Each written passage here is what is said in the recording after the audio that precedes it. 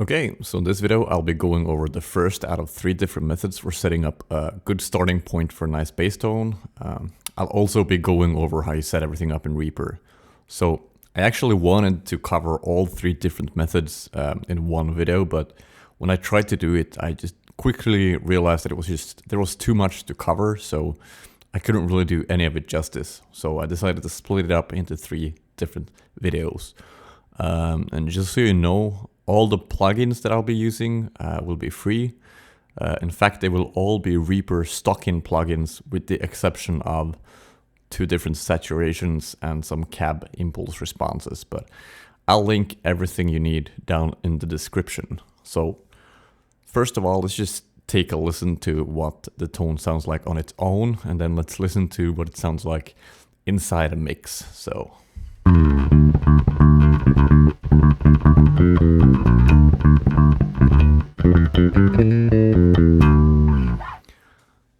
And to listen to it inside a mix, I'm going to pull down the volume a little bit so it's inside the mix and not just sitting on top of it.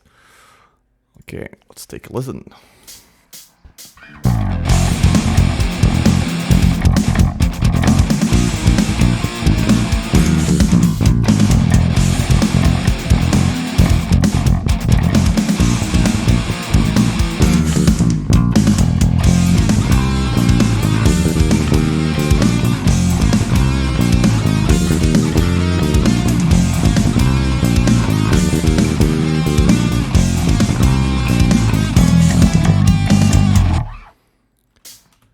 Okay, and if I wanted to play with a pick instead, all I would really change is, so here is the saturation plugin. I would add a little bit of drive.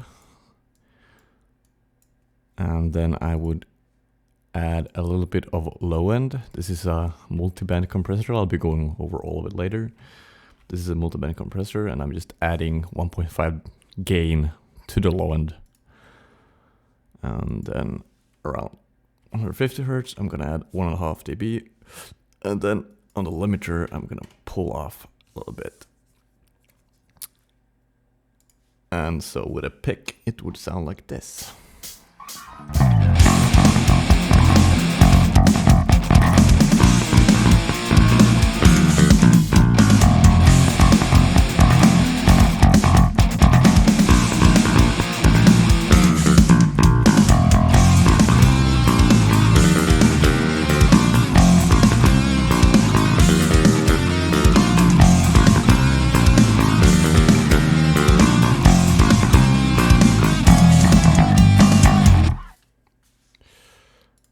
Okay, so I'll be going over everything from scratch. I'm going to set up an entirely new channel and start it over from the beginning so you can see everything I'm doing. But just to talk about the method first, it's basically just a shelf method. So I'm calling it the shelf method. I don't know, it doesn't really have a name.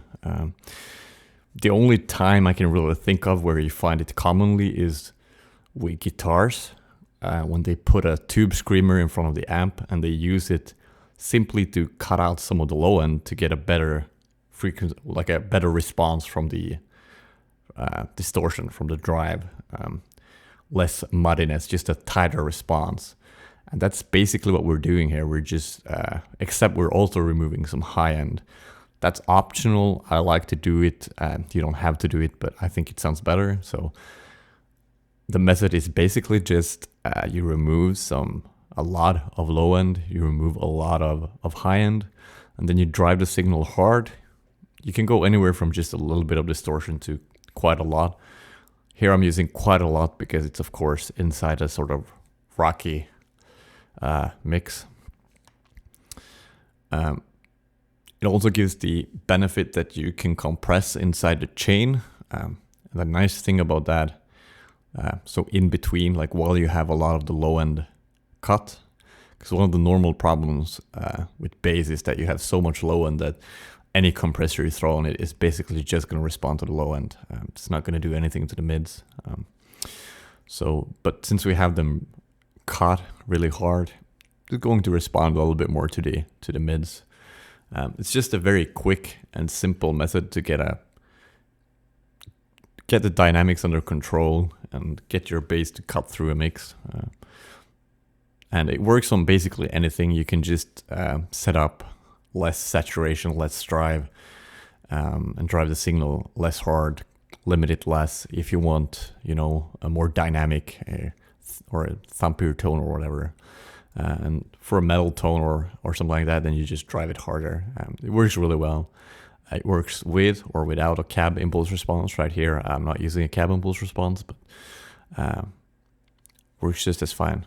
Anyway, so let's get everything set up from the start. So to begin with, you need an audio interface. Any will do, it doesn't really matter. Then you go into options. First of all, I'm just going to mention, so Reaper is free to try out. Personal/small business license only costs about $60 US, but technically you can keep trying it out forever. That's shady, of course, but you can do that, and you have access to the full program during the tryout. So you go to device and you make sure to choose ASIO. Now, if you want to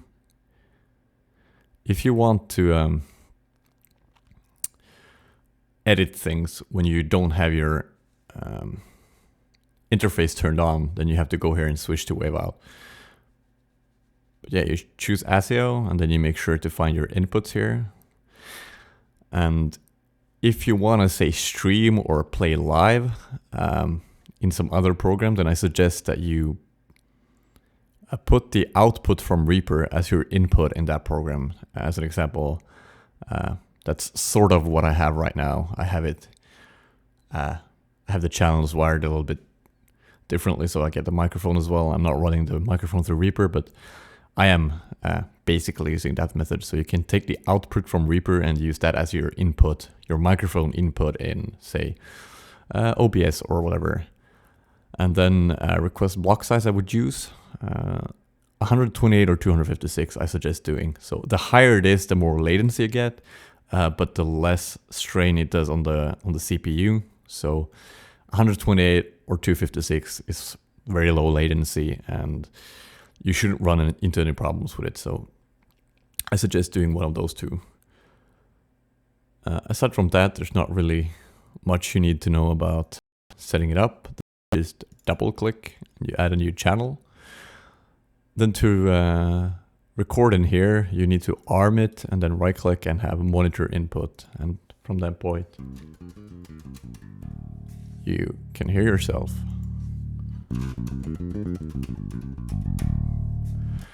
All right. And then you press the FX to add effects, and this window pops up. Otherwise, you just double click. And we're going to start with an EQ. And what we're going to do is we're going to go to 150 Hertz. We're going to put a pretty small Q. That's the width of the band, and we have a low shelf going right here. Then I'm going to pull it down. I'm going to pull away 13 decibels. Then I'm going to put a high shelf at 1250 Hertz. Now you can play around with these. These aren't some locked in stone. You're going to get slightly different tones depending on where you put them. This is just where I like to put them on. Actually, I think I put them here on all my basses, but there are multiple different options. This is just what I like to do. And then I'll copy paste it. And on the other one, I'm just gonna reverse it. So I'm gonna make it positive. And since I already know that on my Chapman, it's a little bit hot in the lower mids, I'm gonna remove around 200 Hertz. It's very hot. So I'm gonna remove 5 decibels from here already. Once you know your bass, you know what to do. And this is just, I pretty much always do it on it. It's just too thick there, so I don't need it. Then Klanghelm. This is the saturation plugin that I really like to use.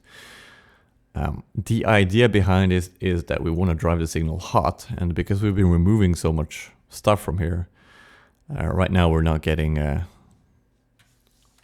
very high input. So basically to boost the input, now there's an input here as well for whatever it's worth, but to boost the input, I'm gonna boost this with 10 decibels, and then I'm gonna crank the trim. And what you wanna see,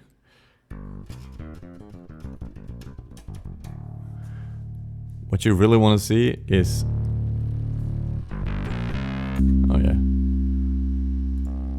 I cranked the wrong one. Good going. Yeah, so the trim, you wanna crank the trim. You wanna see it move up towards the red zone.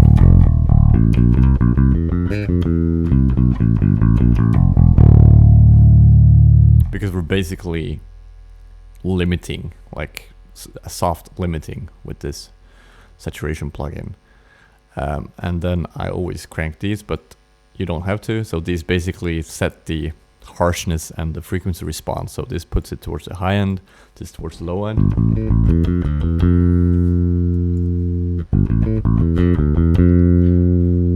This is like a little bit softer, and then you can also go relaxed furthermore.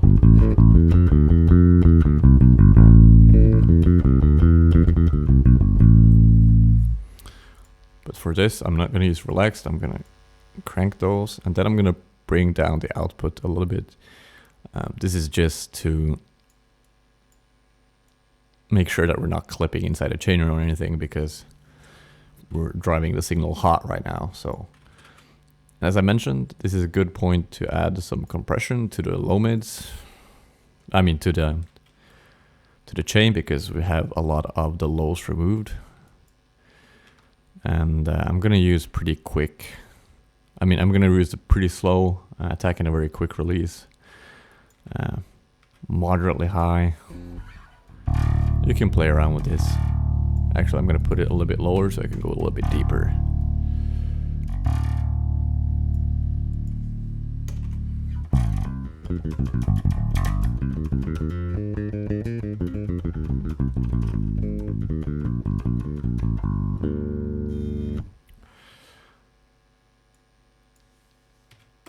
I really suggest that you play around with different compressor settings, because you can shape your tone a lot with compressor settings. You really like the punch of the bass is largely decided by your compressor settings. So, but inside here, I'm just using I just want to even out it all out a little bit. Nothing more. Actually, I'm gonna pull it down a little bit more. I don't want to go that deep. Okay. And here I'm just, like we said, I'm just boosting. I'm not doing anything else. And now I'm just gonna grab a multiband compressor. I'm gonna remove the auto makeup. I'm gonna use a high ratio. Actually, I think I'm gonna go 12. A very quick attack and a slow release.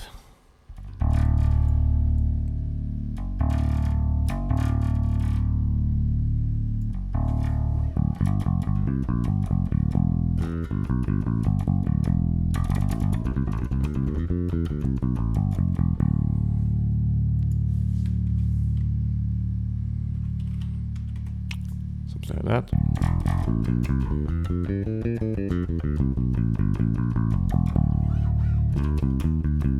Right, I don't want it hitting on like everything, because that's kind of pointless. Because there's not too much bass in the like over there. So okay, and then I'm gonna add some gain just to compensate for the low end I just removed. And then I'm gonna add 2 EQs that I'm not gonna touch right now. And then a limiter.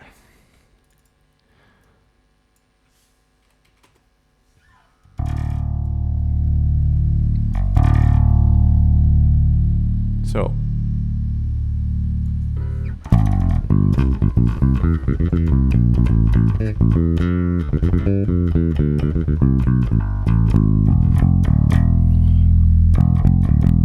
already a pretty good starting point. I would add a high pass filter. I would remove some of the lowest of lows, because we don't need that much of it. I would probably boost 80 hertz a little bit. This is just like to your taste. I'm just setting up sort of how I like it right now. Something like, then I would add a little bit of high end. But I would actually probably also not that high. Maybe 12K.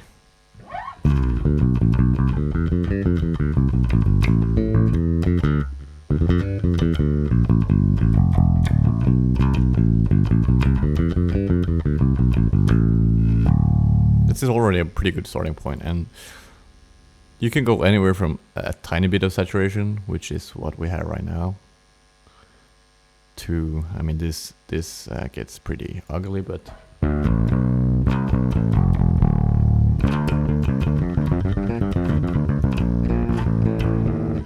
and if you don't want the fartiness of the Klanghelm, which it gets really farty, you can add, this is a tape saturation plugin. It's gonna boost the volume quite a bit, so I need to pull down the output.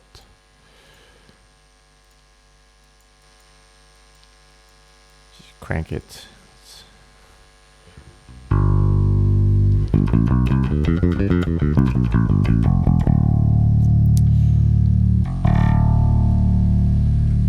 then if you want to go even more, we can add a wave shaping distortion, and then I'm gonna add a,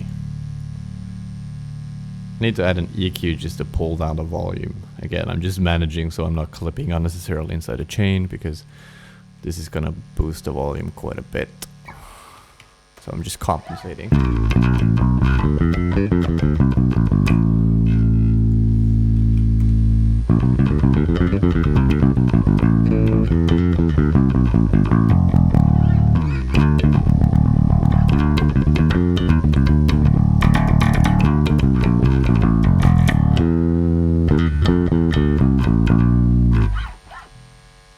And the background noise that you're hearing is just single coil hum, so I can just turn the bass around to get rid of it. Or you can add a noise gate, which is what I had on the other one, which is why I didn't hear it all the time. So rear gate, and then you just pull it up to above. You can see where the noise is sitting. You just pull it up a little bit above that, and then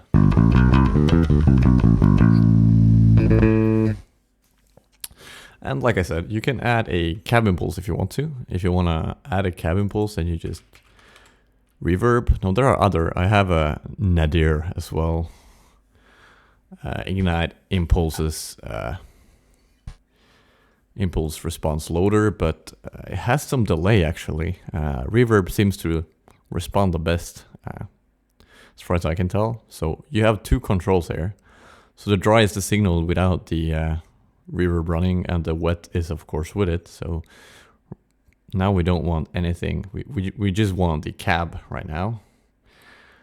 And then you click add and file, and I'm gonna use let's use this orange one. Like I said, I'm gonna link everything below later.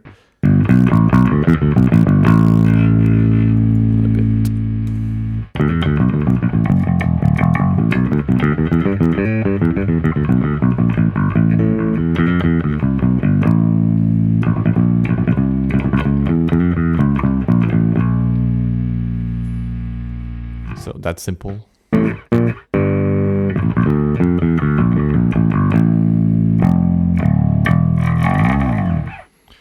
And if I wanted this to sit better in a mix, I would, let's see.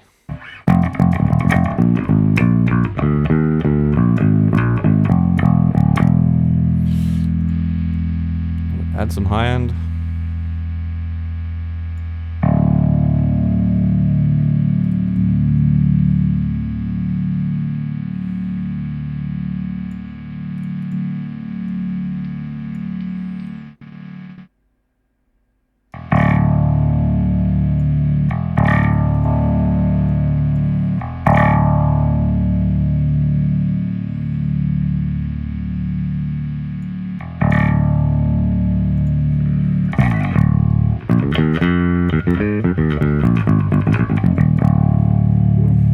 Good enough, I think.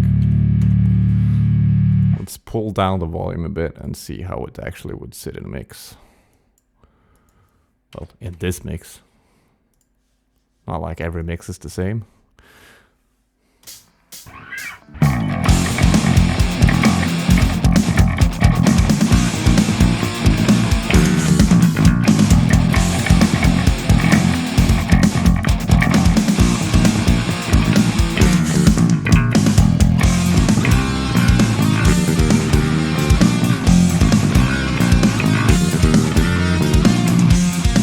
it's a little bit thin right now, but yeah, that's the method. The whole point of it basically is just the shelves. That's the main point. It is to shape the way you drive the signal. It's really good for getting like to a quick result for a pretty decent tone. So yeah, I hope you enjoyed it.